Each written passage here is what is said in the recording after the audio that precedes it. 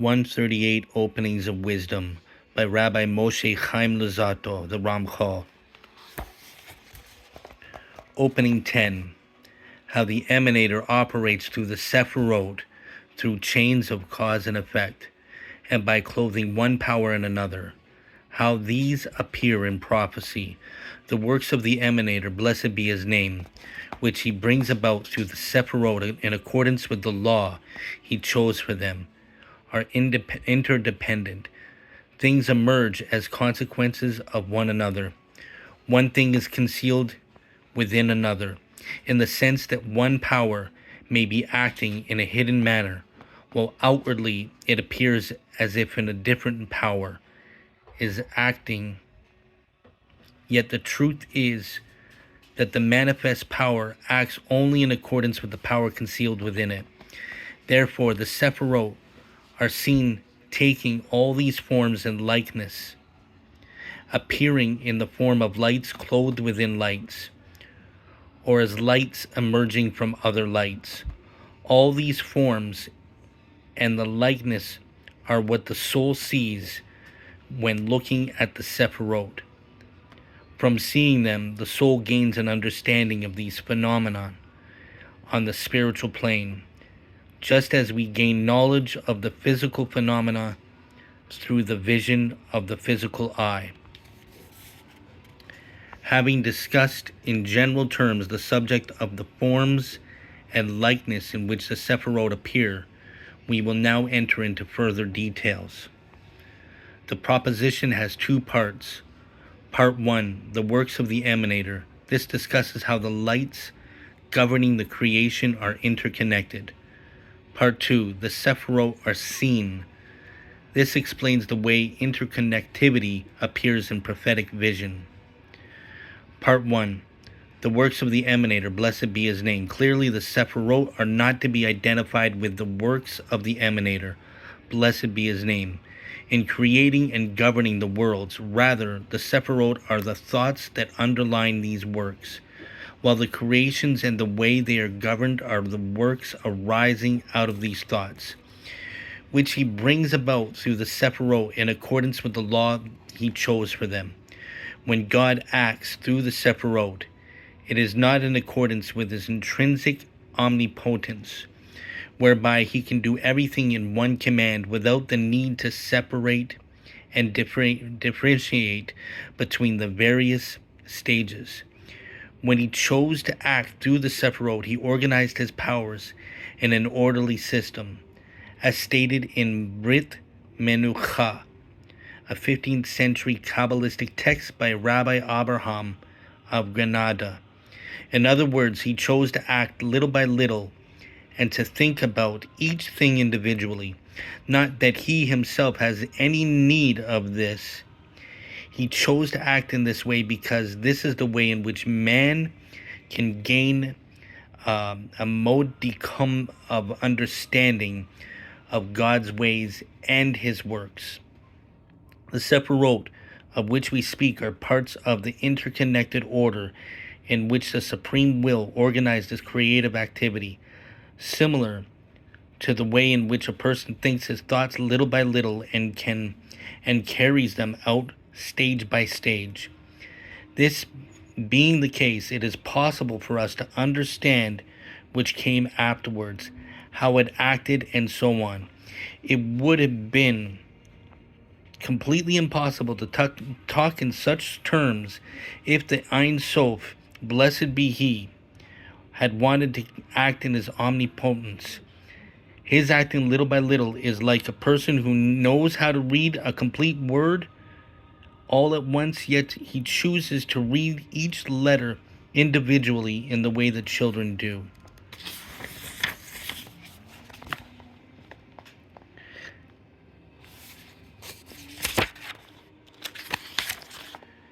Are interdependent.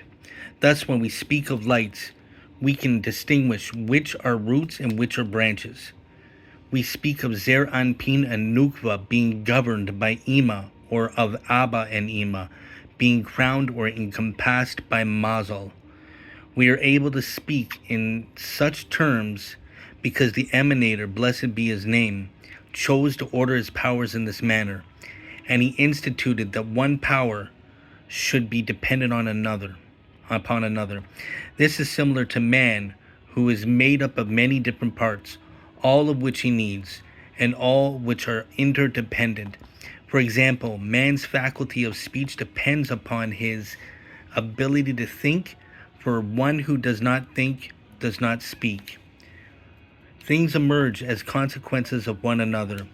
This refers to the concept of the chain of the development, Hishtashelut, mentioned in Kabbalistic writings. Likewise, the various powers of the soul of the individual are also organized as a system which one is bound up with another. The memory is a product of thought and the ability to recognize similarities. All the different powers of the soul are likewise interdependent. When we come to the details of how God governs the world with kindness, judgment, and compassion, we will gain a clear understanding of how things are bound together in a developmental chain. An example of this interconnectivity may be found in the various traits of a human psyche, such as mercy, anger, love, hatred, desire, and the like. Just as all these traits of the psyche are interconnected, emerging from one another, so too we speak of similar interconnections between the Partsufim. One thing is concealed with another. This refers to the concept of clothing, halbashah, discussed in the Kabbalah. This phenomenon is perfectly evident as it manifests itself in man's soul. For example, when a father chastises his son, love is the act of power. For the father does what he does only because he loves his son. Yet while love is the act of power on the hidden plane, our eyes see only the father's surface of anger or hatred, because he puts on an outer face of rage. Therefore, there are many similar examples, but sometimes what is inside and what appears on the surface are not opposites. It's just that what is hidden may be a deep thought which the owner does not want to reveal, and accordingly he outwardly acts in a different way, and this all that is revealed to those who see him. And says, in the sense that one power may be acting in a hidden manner, while outwardly it appears in a different power is acting. Yet the truth is that the manifest power acts only in accordance with the power concealed within it. The meaning of this should be clear in the light of what we have said above. Therefore, the Sephirot are seen as taking all these forms and likeness. In other words, the forms and likeness in which the prophet sees the Sephirot, interdependent, clothed one in another, and so on, appear in the spiritual plane in a similar way, in a way similar to the way that corresponding to the phenomena appear in the physical realm. This is because these very phenomena in the upper realms are the root of the corresponding phenomena in the lower worlds, and therefore are automatically related to them, as will be discussed later, appearing in the forms of lights clothed within lights, or as lights emerging from other lights. We have two concepts mentioned above, clothing and the developmental chain.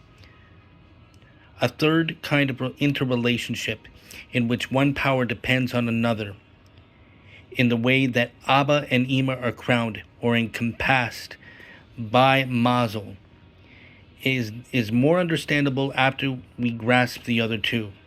All these forms and likeness are what the soul sees when looking at the Sephirot. From seeing them, the soul gains an understanding of these phenomena on the spiritual plane, just as we gain knowledge of the physical phenomenon throughout the vision of the physical eye. Accordingly, we speak in the terms of the soul seeing just as the eye sees. The soul of the physical eye each possess their own characteristic faculty of vision. For example, there is the circle that the physical eye sees, and there is the circle seen, conceived, or understood by the mind. So I just wanted to open the entire section of opening 10 to actually really gain an idea of what it's explaining, to understand this concept, especially how one thing is concealed within another. So in the beginning of the book of the Torah, in Bereshis, it says, Bereshis bara Elohim et hashamayim ve'et haaretz. So we have here Bereshis, and we go to the Arizal. The Arizal says in the Apples of the Orchard, it says here, in the beginning, God created the heavens and the earth. This is the first verse of the Torah. It begins with the letter Bet, the second letter of the alphabet, rather than the first letter Aleph. And it goes on and he says, the Torah does not here speak about the word of Atzilut, which is the highest world, but rather about the world of Beriah. The Torah in general is therefore called the Torah of Beriah.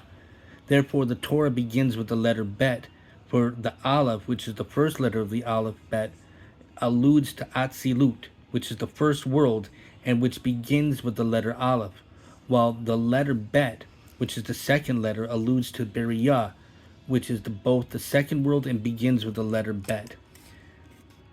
And so we see here that the sages say that Bereshis was created with the letter Bet, Beriah. But it goes on, and he says that really, I'm not going to go through all of this, but he says here, the word beginning, however, refers to Chokhmah. Chokhmah is really before Bina.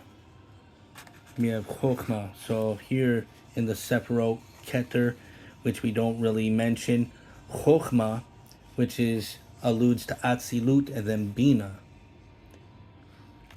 But the rabbis, the Arizal says the word beginning, however, refers to Chokhmah, as in the expression the beginning of wisdom, which you can actually see if you read Proverbs chapter 8, it talks about how wisdom was created in the beginning, or wisdom was in the beginning.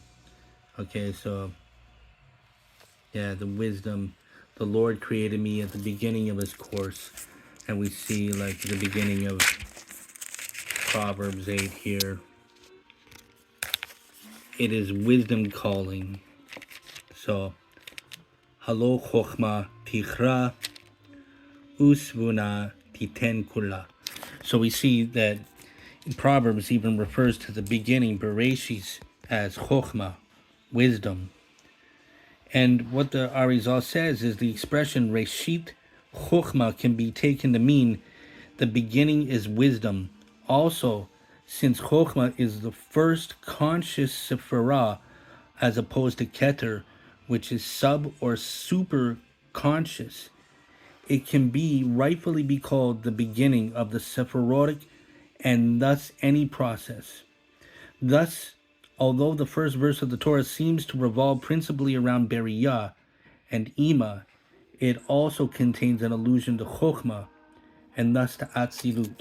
We see here that Chokhmah is referred to wisdom. The second Sephirah, Chokhmah, translates as wisdom and is often referred to as intuition. Chokhmah is the basis of human ability to grasp things intuitively. By coming from Keter, Chokhmah is considered to be a higher wisdom, the wisdom that's somehow inborn. And so, going on just a little bit further, the Arizal talks about this double allusion to Chokhmah and Bina may be seen in the Bet. So this is all going back to what the Ramchal I read earlier about how one thing is concealed within another, which refers to the concept of clothing, halbashah, discussed in Kabbalah. And so this is what the Arizal is talking about here. He says that Chokhmah and Bina may be seen in the Bet, the first letter of Bereshis in the beginning. The Dagesh inside the letter alludes to the point in its palace, in the state in which Abba and Ima are equal and together. So he's talking about right here in the word Bereshis, the letter Bet with the Nukud in the center of the bet. The bet refers to Beriah, Bina, and the Nikud in the center of the bet is really Chokhmah. And the bet is the clothing. This is what the Ramchal is saying. So he says Chokhmah and Bina have a symbiotic relationship. The insight of Chokhmah, if not processed by Bina, will disappear and be forgotten, since it was not integrated into the individual's mental structures. On the other hand, if Bina is left to pursue its analysis unchecked, it is likely to stray far afield from the initial insight and arrive at spurious conclusions. It must therefore be, at least periodically, reviewed and compared with the original insight. The ideal condition, thus, is for Chokhmah and Bina to be constantly in a state of union, mutual cross-fertilization. This is referred to as, in the imagery going on, as the Zohar says, the point, Chokhmah, in its palace, Bina. And so I just been studying through the Ramchal, and as I was reading this, I know this is well known, but this is the example I wanted to share for maybe some that don't understand the concept